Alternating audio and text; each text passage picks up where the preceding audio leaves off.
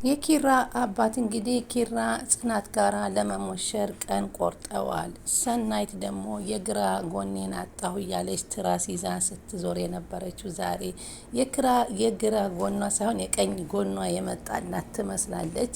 እና እንግዲህ እሱ ኪራም እንግዲህ የእናቱን ህመም በትክክል ካንሰር መሆኑን ባያቅም ህመም እንዳላቸው በስልክ ደውሎ አረጋግጦ ወደ እናቴ መሄድ አለብኝ እያለ ነበር። ሆኖም ግን አባቱ እሷን አስመጣልሃለሁ እንጂ አንተ አትሄድም እያሉት ነው።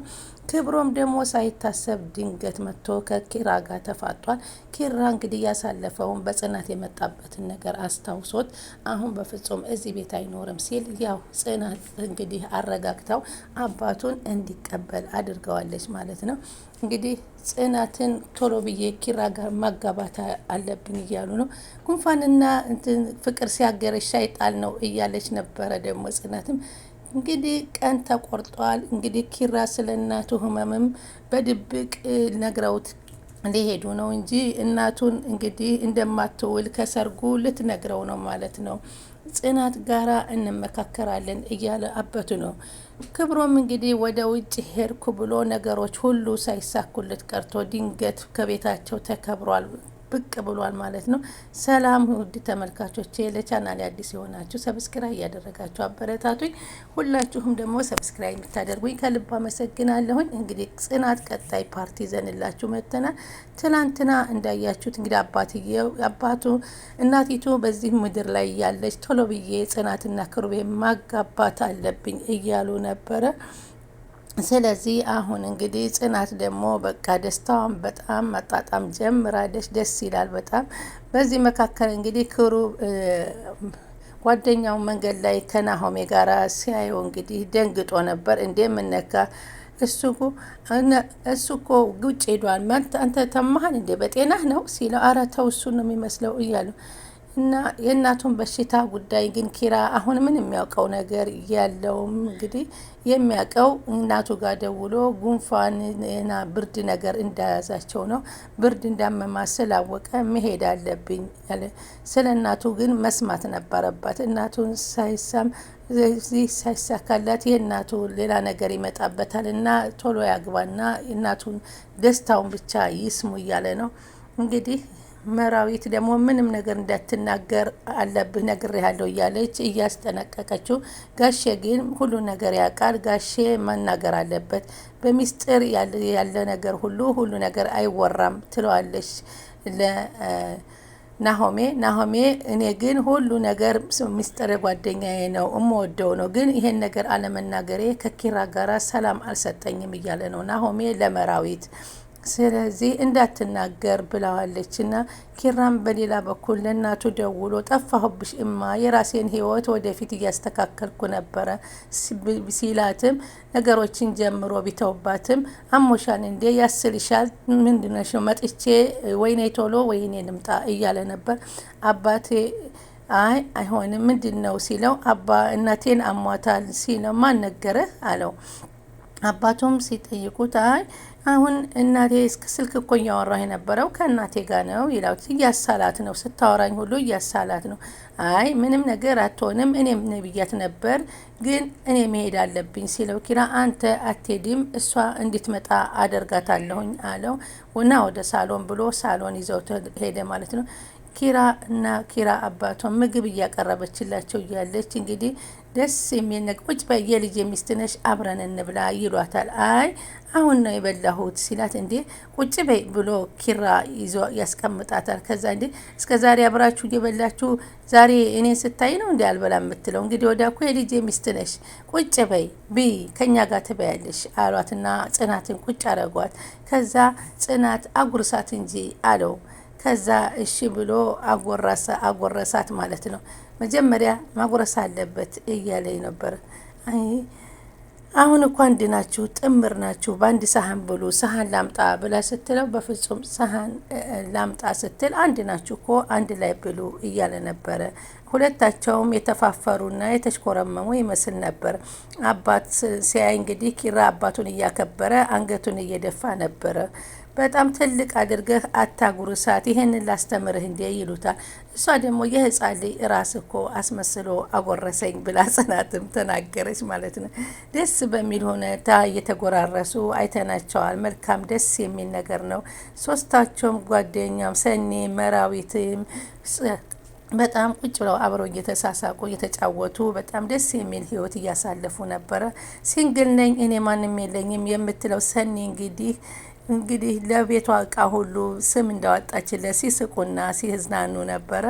አሁን ግን በሌላ በኩል እንግዲህ ክብሮም እንግዲህ በጎዳና ላይ ቁጭ ብሎ ባደረገው ነገር እየተጸጸተ ምንም ነገር ማልሰራ ብሎ ሁሉን ነገር ጨረስኩ ብዬ አሁን ግን ከሌላ ሰው ስራው ተወሰደብኝ ከስራ የተፈናቀየ የህልም እንጀራ በላው ለጋሼስ ምን ብዬ ነው የምናገረው እያለ እየተከዘና እያዘን ከአባቴ ደግሞ ብዙ ገንዘብ ወስጃለሁ አሁን እንዴት ብዬ ነው የምናገረው እያለ ነበር። ኪራና ናሆሜ መንገድ ላይ ቁጭ ብለው እያወሩ እያሉ እንግዲህ ድንገት ኪራ በርቀት ያየውና እንዴ ይሄ ክብሮም ይመስለኛል ሲለው፣ ናሆሜ ምን ሆነሃል? ከሀገር የወጣ ሰው አሁን እንዴት ነው ትለኛለህ? እንዴት ታስባለህ? ይለዋል። አንድ እንዲህ ሲባላሉ ከዛ በኋላ ሳያገኘው ወደ ቤት ይሄዳል። የኪራ አባት እንግዲህ ከአባቶ ከሴት አባትም ጋራ እያዋሩ ነበረ። ሰርግ እየጠሯቸው ታናሿ እንደምታገባ ታላቅየዋ ተቀምጣ የድሮ እኮ የድሮ አባባል ነው። ለማንኛውም ለምታገባው መልካም ጋብቻ፣ ለማታገባው ደግሞ መልካም ነገር ይግጠማት ብለው ጸለውና መከሩ ማለት ነው። ኪራም በቅርብ ይሞሸራል ሲል ነገራቸው። ከዛ ድንገት ካፍተሪያ ቁጭ ብሎ ክሩቤ መጣ። ከዛ ምን ትሰራለህ እዚህ ሲሉ ጠየቁት የኪራ አባት። ክብሮም የተፈጠረውን ነገር ሁሉ ነገራቸው። ክብሮም ፈተናውን አልፌ ነበረ ግን ሁሉ ዘመድ በዘመድ ተሰራበትና ከስራው ተፈናቀልኩኝ። ለምን አልነገርከኝም ታዲያ ይሄን ሲሉት አዘንኩብህ ሲላቸው ኪራ ከቀጣጣልተንም ስለነበረ እንዴት ብዬ ልናገር ብዬ ነው ብሎ አለ። ያደረጉልኝ ውለታ በጣም ከፍ ያለ ነበረ ሲላቸው ስለ ውለታ ምንድን ነው የምታወራው? እኔ ውለታዬን ቁጥር አላልኩህም። ክብሮም ትልቅ ጥፋትህን ነህ ሲለው ጥፋቴ ነኝ ሁልጊዜ ጥገኛ መሆን ስላስጠላኝ ነው አለ ክብሮም። የኪራ አባት ግን ይህን ካንተ አልጠብቅም፣ ኪራን ልጄን እንዳንተ እንዲሆን ነበር መመክረው፣ በጣም አዝኛለሁ አለው። ክብሮም ይቅርታ እኔ ለ3 ወር ያክል የት እንደነበርክ ንገረኝ እስኪ ሲለው ሆቴልም ለትንሽ ጊዜ እንደተከራየ ነገረውና ከዚህ አሁንስ ከስራው እንደተፈናቀለ ነገረው ማለት ነው። የኪራ አባት ደግሞ 3 ወር ሙሉ እንዴት ይጫወትብኝ ነበር በጣም ተናደደ። ኪራ በጎዳና ላይ ያየውን እንግዲህ ክብሮምን ወደ ቤት ሲመጣ ክብሮምን አገኘው። ክብሮምን እኮ አገኘሁት የት እንዳለ ታውቂያለሽ ጽናት ሲላት፣ እንግዲህ ጽናት ደግሞ ውጭ እኮ ነው ይሄዷል የተባለው ሲል፣ ኧረ በፍጹም እኔ ዛሬ እኮ አይቼዋለሁ እያለ ለጽናት እየገለጸላት ነበር። ጽናት ደግሞ ኧረ አረጀህ እንዴ ኪራዬ ስትል አላረጅም አላት። ኪራ እንግዲህ በልሄድና ከክፍሌ አረፍ በል ብለው ክብሮምን ወደ ኪራ ቤት ሲሰዱት ክብሮም ደግሞ ከኪራ ክፍል ሄዶ ተኝቶ ድንገት ሲገባ ኪራ ያገኘዋል። በህልሜ ነው በውኔ ይሄ ነው ማን ነው ብሎ ነካ ሲያደርገው ክብሮምን ተነስቶ ነበርና ምን ታደርጋለህ እዚህ ሀገር ሲለው ክብሮም ታዲያ ኧረ ታሪኩ ረጅም ነው በቃ በኋላ ደግሞ ቤት ተከራየው አሁን ደግሞ ጋሼ እንዲመጣ አደረጉኝ አለ። ኪራ እንደዛ አይሆንም አባቴን ያመጣህ እንደዛ አይሆንም አለው። ህይወቴ እንዲደፈርስ በጽናት በኩል ያለው ነገር እንዲደፈርስ አልፈልግም ለምንድን ነው አንተ እንደ ጠላት የምታየኝ ብሎ ይነግረዋል። እሱም ደግሞ ምንም ነገር ቢፈጠር እኔ አልወድም እዚህ መሆንህን አለው ማለት ነው። ያለፈ ታሪክ ነው እባክህ እርሳው አለው። ኪራ ብቻ አባቴ ሲነሳ እንነጋገራለን አለውና ጥሎት ሄደ። ከዛ በኋላ አሁን ሰኔ ወደ ቤት መታ ነበር። ጽናትን ቁልፍ ስጪኝ ሊሄድለት ስትላት ወደ ቤት እንድትገባ ትገፋፋታለች። ቤት ትገፋፋ ስትገባ አብረው እየተነጋገሩ ታገኛች። የኪራ አባት ኪራን ታረቁ እያሉ እያስታረቁ ያገኛሉ። እሱም ባገኝ ጠፋው ጥፋት ተናግሬዋለሁኝ። ስለዚህ እኔ የሚቅር ብያለሁኝ ከልቡ እንዳልሆነ አባቱ ስላወቁ እንደዚህ አይነት ነገር ከሁለታችሁ መካከል መኖር የለበትም።